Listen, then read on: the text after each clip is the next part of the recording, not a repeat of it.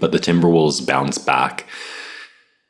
And I think they just wanted it more in the end. Like they, as a team, came out with a stronger, more hustling effort in a game seven where the Nuggets, I think both teams had a lot of the same issues plaguing their offense throughout this game seven.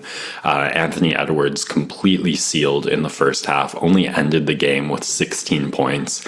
It felt like the Timberwolves really sealed off Nikola Jokic with how frequently and how quickly they double teamed him every time he touched the ball after that somewhat disastrous experiment in game five for them.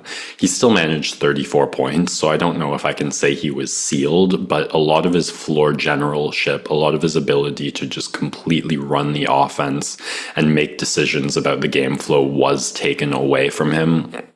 So I'm going to say they sort of sealed him. Both teams shot the ball like at a very similar 3-point clip. I think the Timberwolves went 10 from 34. The Nuggets went 8 from 33. I think like 22 of those attempts just from Murray and Jokic, 24 maybe. So both teams, the 3-point spike not really there. They hit just enough to not be a complete disaster. You can't just give it to your star and trust them to run the offense because the double teams were coming so quickly. And nothing really falling down easy or consistently for either team. And in the first half, it felt like where the Nuggets pulled away was rebounds. And I had to go and look up these stats to double check them. But in the first quarter, both teams 3 offensive rebounds, 11 defensive for the Timberwolves, 9 defensive for the Nuggets, pretty close. In the second quarter, 5 offensive rebounds for the Nuggets, 6 defensive rebounds for the Timberwolves, and that was where you saw the Nuggets expand that 5-point lead and really start to pull away. Murray also sensational in that first half. He looked like the true 1B to Jokic's 1A that defines the championship caliber of this Nuggets team. He was just getting free, getting his space, taking it to the net, draining from mid-range, from 3, not forcing anything too much. And those two things were enough for a really big Nuggets lead, but at the same time, it was so off the back of Murray's sensationalism and like a lot of those free, easy second chance points that even when it was 20 points, that Nuggets lead didn't feel iron tight or solid. So I wasn't shocked to see the Timberwolves making their way back once those Murray moments kind of started failing, because no one on the team other than Jokic was really bailing them out consistently on offense. I think the 3-point variance kind of helping each team when they needed it on their runs. So a lot of those 8 threes for the Nuggets came in those early minutes, or I guess 5 of them, because I know exactly when the other 3 that the Nuggets made all game came in that like fourth quarter. But for the Timberwolves, a lot of them came in that run to bring the 20-point lead back. That was Anthony Edwards, only one off the dribble came in that run. Mike Conley, who was probably the most consistent shooter, 3 for 5 from the game, had a couple in that run. They just fell when the Timberwolves needed them to, and they managed to inch their way closer and closer to a tied fourth quarter. And then it still continued. Neither team was shooting the 3 ball consistently enough to feel safe. Edwards and Jokic still getting double teamed so quickly and so roughly. They weren't easy offense. And in that fourth quarter, the Minnesota Timberwolves, 5 offensive rebounds, 10 second chance points, and 5 points off turnovers. I think that stat really the difference in the fourth quarter and what won the Timberwolves the game and the series.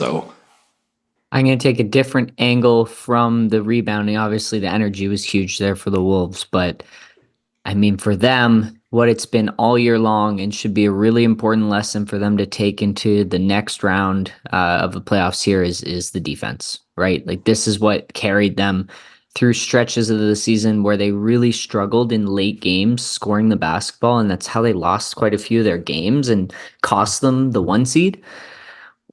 But throughout all of that, staying consistent was their defense, and they really turned it on out of halftime, right? The 54-24 run is just quite the turnaround. being down 20 and ending up pulling away up 10 late in the fourth quarter.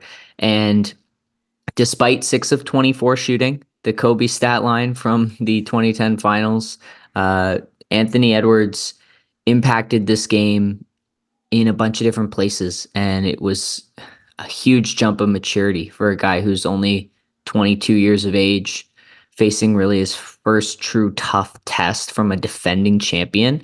And he wasn't scared to shoot. He had a couple of really big shots in the second half. The step back three over Gordon in the third, and then basically the game sealing three off of the Timberwolves swarming of Jamal Murray. But on that note, he was a leader in that sense where they put him on Jamal about halfway through the third quarter and he turned the tap off. Mhm. Like Murray, who had such a great first half, couldn't find any space because Edwards is just such a superior athletic specimen. And as he's shown time and time again this year, when he wants to put 110% down on the defensive end, there's no one who can get past him. And so that mixed with the swarming and recovery of a Conley, of a McDaniels, and then having Cat wear down Jokic enough so that they just pulled Naz Reid right off the bench, who is at full energy level, and Jokic is playing all except 1 minute in the game, and Naz Reid's blocking his hook. Like, I don't know if I've seen anyone do that. Right? It's just the Timberwolves had the defensive intensity throughout the entire second half that really led to them getting some transition opportunities and giving them that confidence that even though they continued to not shoot exceptionally in the second half, they knew they were just able to continue to get stops, and it just reinforced their confidence to come back in this game. And for the Nuggets, it leaves them with some questions about what they should be looking at for next year because they could not score against this team in the second half. Like, I only started really watching in the middle of the third quarter, and it was a miracle that I thought that they even got over 50 points in this game. And it wasn't just this game. Game 2 and Game 6, all just examples of the Timberwolves at times being able to completely shut down this Nuggets offense in a way that 6 playoff series and no other team even got close to that. And you can see the blueprint, like when Murray is the 1B score and slash and shoot point guard, and when you have all these guys around them who can just drain the open looks, like this team should be offensively invincible. But when both of those things fail, then there's really not a lot left for them. I do want to give credit to the Timberwolves defense. I think the Nuggets Murray Jokic pick and roll came alive more in that first half of Game 7 than almost any other point in this series.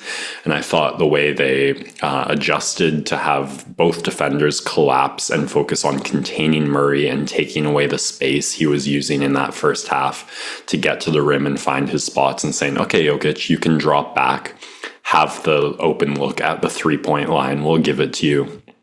And Jokic, you saw like just that like MVP force of will moment there in the fourth quarter where he had missed, I think, 8 straight 3-pointers, maybe 7. And he said, okay, if this is what you're giving me, my style and brand of basketball relies on taking what you give me. I need to hit 3-pointers.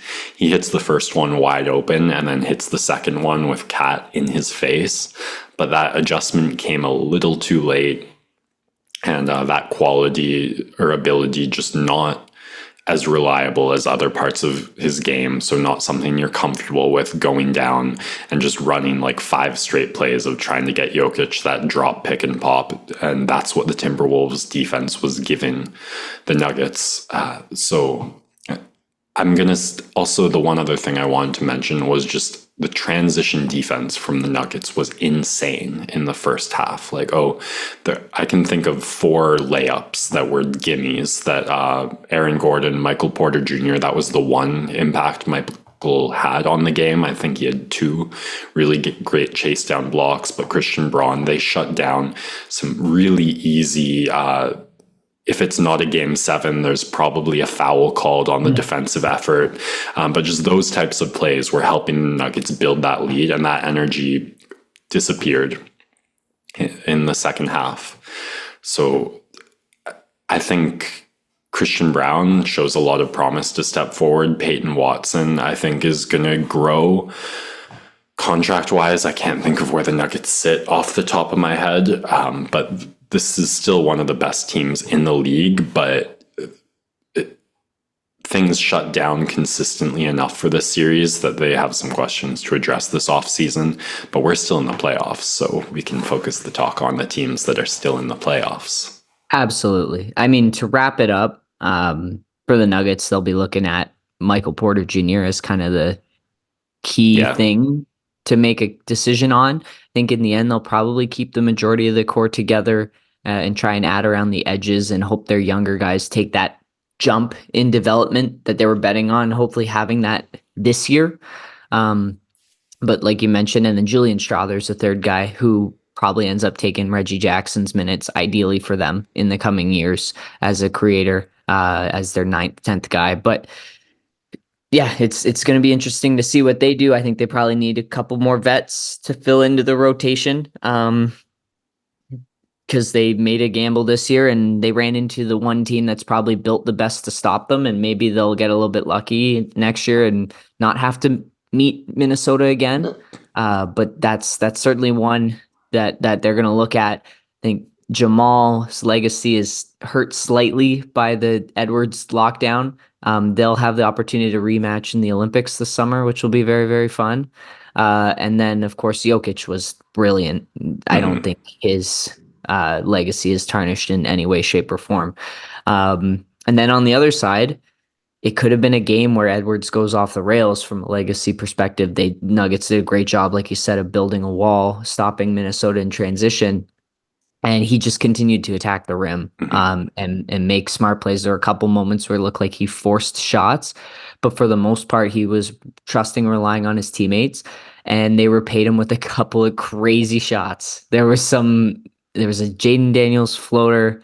There was a Mike Conley pump fake 3 kind of off balance, and then the shot that when you knew Minnesota was going to win the game was the Rudy Gobert turnaround buzzer beater. I think going 7 from 9 from the line is like a bigger deal for Gobert, but that shot just so emblematic of the gods want the Timberwolves to win this one. So we're teed up in the Western Conference Finals here.